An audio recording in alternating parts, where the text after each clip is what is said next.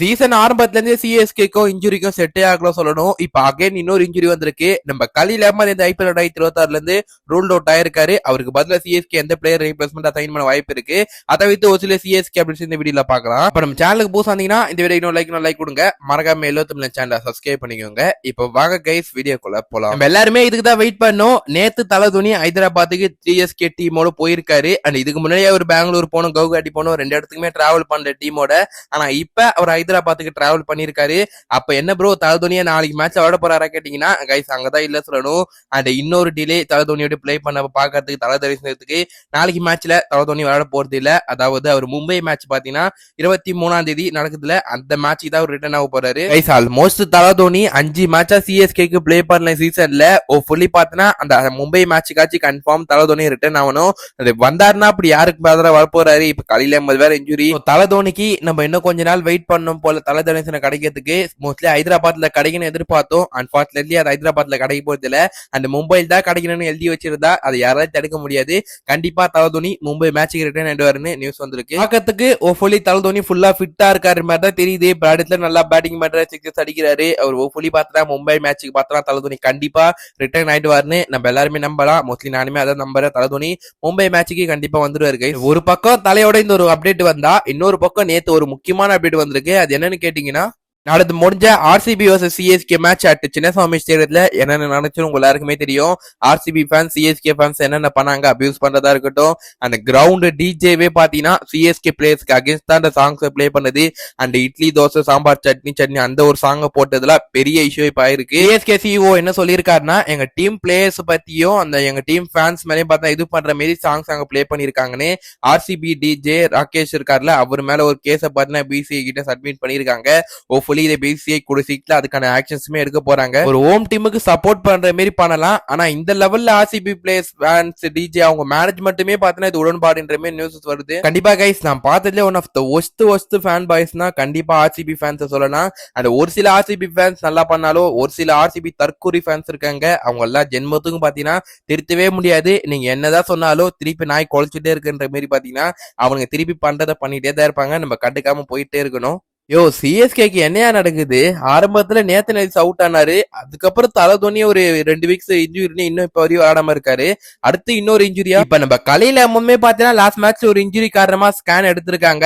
அதுல பாத்தீங்கன்னா அவருக்கு ஒரு சிவியர் இன்ஜுரி இருக்குன்னு கண்டுபிடிச்சிருக்காங்க. கை மசில்ல பாத்தீங்கன்னா அவருக்கு ஒரு டேர் ஏற்பட்டிருக்காங்க. செகண்ட் லெவல் டேர்ன்றாங்க. மோஸ்ட்லி பாத்தீங்கன்னா அதுல இருந்து ரெக்கவர் ஆகிறதுக்கு 10 வீக்ஸ் ஆர் 12 வீக்ஸ் கண்டிப்பா இருக்கும். அப்படின்னு பார்த்தாலுமே கலீல் அஹ்மத் ஐபிஎல் 2026 இருக்க பேலன்ஸ் மேட்சா பிளே பண்றதுக்கு சான்ஸே இல்ல. சோ அவர் பாத்தீங்கன்னா ஐபிஎல் 2026 இருந்து ரூல்ட் அவுட் ஆகிறாரு டோட்டலா. சீசன் ஆரம்பத்துல சிஎஸ்கேக்கு எது நடக்க கூடாதுன்னு நினைச்சோமோ அது ஆரம்பத்துல நடந்துச்சு. நம்ம நேத்து ரிலீஸை மிஸ் அவுட் பண்ணோம். அதுக்கப்புறம் தலதோனி இன்ஜூரியில இருக்காரு.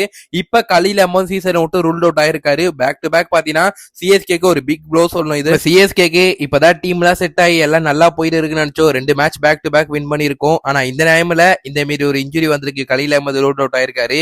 சோ இது சிஎஸ்கேக்கு கண்டிப்பா ஒரு பெரிய ஒரி சொல்லணும். ஆனா சிஎஸ்கேக்கு இதுக்குமே பாத்தீங்கன்னா ரீப்ளேஸ்மெண்ட் பண்றதுக்கு ஒரு சில பிளேயர்ஸ் இருக்காங்க. முதல்ல நம்ம டீமுக்குள்ள இருக்க 2 பிளேயர்ஸ் பத்தி பார்க்கலாம். அதுக்கப்புறம் வெளியே இந்த ஆப்ஷன் யாராச்சும் கொண்டு வர சிஎஸ்கே வாய்ப்பு இருக்கான்னு.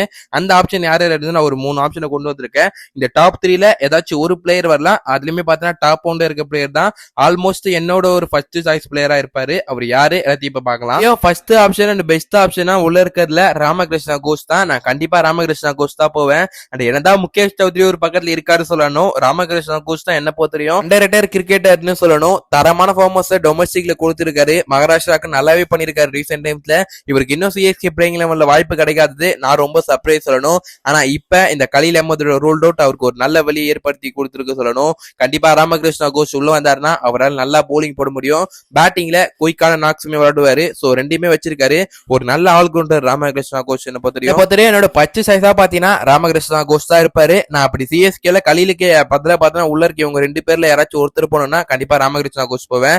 அடுத்து இன்னொரு பிளேயர்னா நம்ம முகேஷ் தார்க் இருக்காரு. ஆல்ரெடி ப்ரூவ் பண்ணி காட்டி இருக்காரு அவரால் என்ன பண்ண முடியும்னு. ஆனா ரீசெண்ட் டைம்ஸ்ல முகேஷோட ஃபார்ம் எப்படி இருக்கு தெரியல. லாஸ்ட் இயர் கூட ஒரு மேட்சோ 2 மேட்சோ விளையாடுனாரு. அதுலயுமே அவர் அடிச்சிட்டாங்க. அதுக்கப்புறம் அவர் பெருசா டீம் கூட வரல. சோ என்ன பொறுத்தவரையும் ராமகிருஷ்ணா கோஷ் தான் என்னோட பெஸ்ட் ஆப்ஷனா இருப்பாரு இவங்க 2 பேர்ல.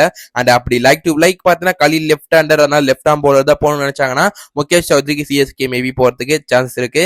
ஆனா நான் ராமகிருஷ்ணா கோஷ் தான் போவேன். அப்படி இவங்க 2 பேருமே இல்லப்பா நாங்க வெளியே ஒரு ஆப்ஷன் போறேன்னா அந்த என்ன பொறுத்தவரை டாப் 3 பிளேயர்ஸ் இருக்காங்க. இருக்காங்க. அதுல டாப் 3ல பாத்தீங்கன்னா உமேஷ் யாதவ் இருக்காரு. உமேஷ் யாதவ் நல்லாவே பண்ணிருக்காரு டொமஸ்டிக்ல இப்போதைக்கும். அந்த 22ல கேகேஆருக்கு ரீப்ளேஸ்மெண்ட் பிளேயரா உள்ள வந்து ஒரு 16 விக்கெட் எடுத்து கலக்கலான போலிங் போட்டிருப்பாரு. அந்த சீசன்ல கூட ஆரம்பத்துல சிஎஸ்கே கூட கலக்கலான போலிங் போட்டாரு. உமேஷ் யாதவ் மேலயும் ஒரு கண்ணு இருக்குன்ற மாதிரி ஆஷனாவும் சொல்லியிருக்காரு. சோ அவரு ஒரு நல்ல ஆப்ஷனா இருப்பாரு. செகண்ட் ஆப்ஷனா பாத்தீங்கன்னா சிமர்ஜித் சிங் இருக்காரு. இதுக்கு முன்னாடி நம்மளுக்கு விளையாடி இருக்காரு, நல்லாவே போட்டுருக்காருங்க ஐபிஎல்ல. நம்மளுக்கு விளையாடும் போது கூட பாத்தீங்கன்னா நல்லா பண்ணிருக்காரு. அந்த ஒரு ரா பேஸா ஒரு ஆள போட முடியும். அவர் ஒரு டால் ஃபாஸ்ட் பவுலர். சிமர்ஜித் சிங்குமே சிஎஸ்கே போறதுக்கு ஐலி பாத்தீங்கன்னா பாசிபிள் இருக்கு. சோ இவருமே பாத்தீங்கன்னா சிஎஸ்கே ரேடார்ல ஒரு ஆப்ஷனா தான் இருப்பாரு. அண்ட் அடுத்ததா பாத்தீங்கன்னா டாப் 1 ஆப்ஷனா என்னோட பெஸ்ட் ஆப்ஷன் யாருன்னு கேட்டீங்கன்னா ஆகாஷ் மத்வால நான் கண்டிப்பா சொல்லுவேங்க. என்ன பொறுத்தவரை 100% பாத்தீங்கன்னா கலீல் கேஸ் ஒரு ரீப்ளேஸ்மெண்ட் பிளேயர் சிஎஸ்கே போனாங்கன்னா ஆகாஷ் மத்வாலுக்கு கண்டிப்பா போலாம். ஏன்னா அவரால் என்ன பண்ண முடியும்னு 2023 சீசன்ல காட்டியிருப்பாரு. மும்பை இந்தியன்ஸுக்கு சேப்பாக்ல விளையாடும் போது 5 விக்கெட் எடுத்திருக்காரு. அதை தவிர்த்து லாஸ்ட் இயர் அவர் ஆர்ஆர்ல இருந்தாரு. பட் ஆர்ஆர் அவர் அந்த அளவு நல்லா யூஸ் பண்ணல சொல்லணும். நம்மளுக்கு எதிர கூட லாஸ்ட் மேட்ச்ல நல்லா தான் போலிங் போட்டிருப்பாரு.